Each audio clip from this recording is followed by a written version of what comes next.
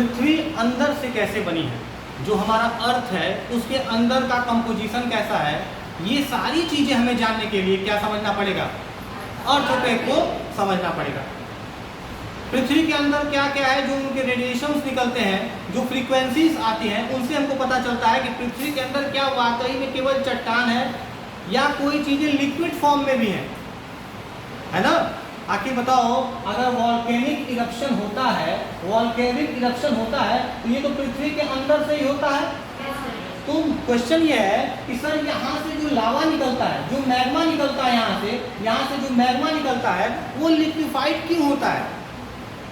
वो तो plasma state में होता है, तो सर क्यों नहीं, जो ऊपर का चट्टान है वो नीचे धंस क्यों नहीं जाता है? सबसे बड़ा क्वेश्चन हमारे पास ये आता है। इसको जानने के लिए हम किसको समझेंगे? अर्थ को समझेंगे। तो अर्थ को समझने के लिए अर्थ का एक छोटा सा स्फीयर लेते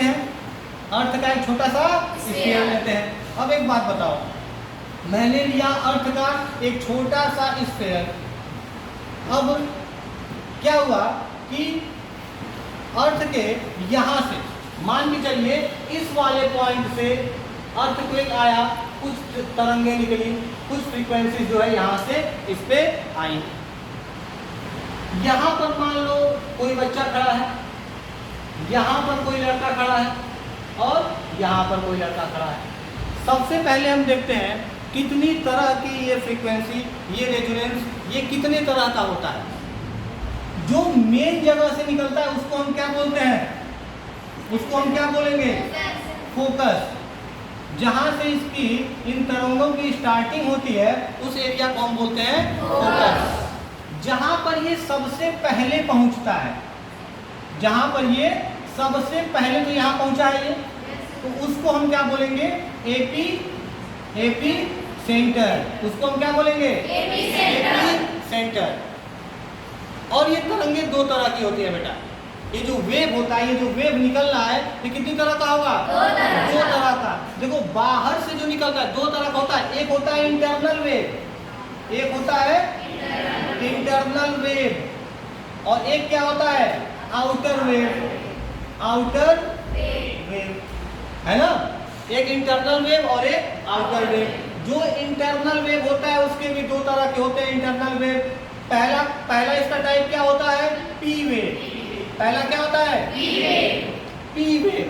पी वेव का मतलब होता है प्राइमरी वेव। दूसरा क्या होता है? S wave. एस वेव का मतलब होता है सेकेंडरी वेव।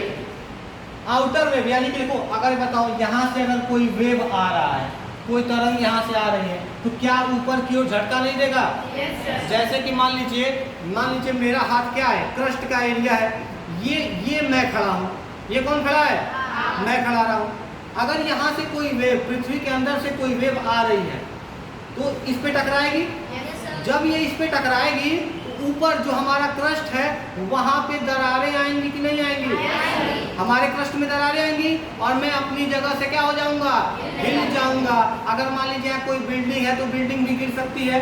तो जो वेव ऊपर की ओर आएगी, नीचे की ओर नहीं, नीचे वालों का केवल दो नाम है, पी वेव, एस वेव। अभी समझा देंगे कि इसमें अंतर क्या है। जो वेव ऊपर की ओर आएंगे उन वेवों का नाम है आर वेव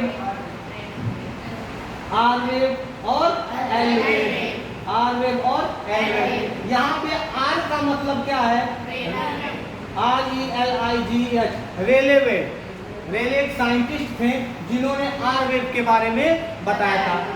एल वेव का मतलब होता है क्या? Love wave. अरे प्यार वाला लव नहीं, LOWE, लव वेव। इसको क्या कहते हैं? बहुत खतरनाक वेव है। तो लव क्या होता है?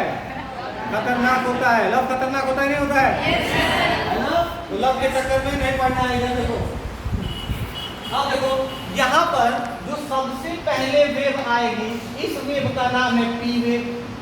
पी वेव मैं डायरेक्ट पी लिख रहा हूँ, ठीक है? मैं पी लिखूंगा, आप लोग समझ जाइएगा। तो पी वेव पहले आएगी और दूसरे नंबर पे कौन सी वेव आएगी? S wave. दूसरे नंबर पे कौन सी वेव आएगी?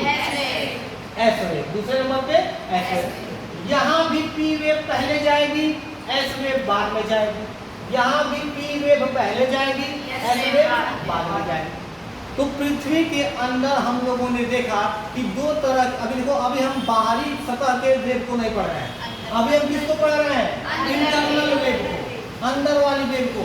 अब तुम्हारा क्वेश्चन होगा कि सर पी वेव क्या है और एस वेव क्या है, कैसे पता करें कि ये पी वेव है और कैसे पता करें कि ये एस वेव? सिंपल सा फंडा है, जो वेव सबसे पहले आई वो प्राइमरी वेव है। और जैसे कि मान लो मैं यहाँ पे खड़ा हूँ, अचानक से मुझे झटका लगा तो क्या है ये? Primary wave. फिर मुझे झटका लगा तो क्या है ये? तो उसको हम कहेंगे सेकेंडरी वेव।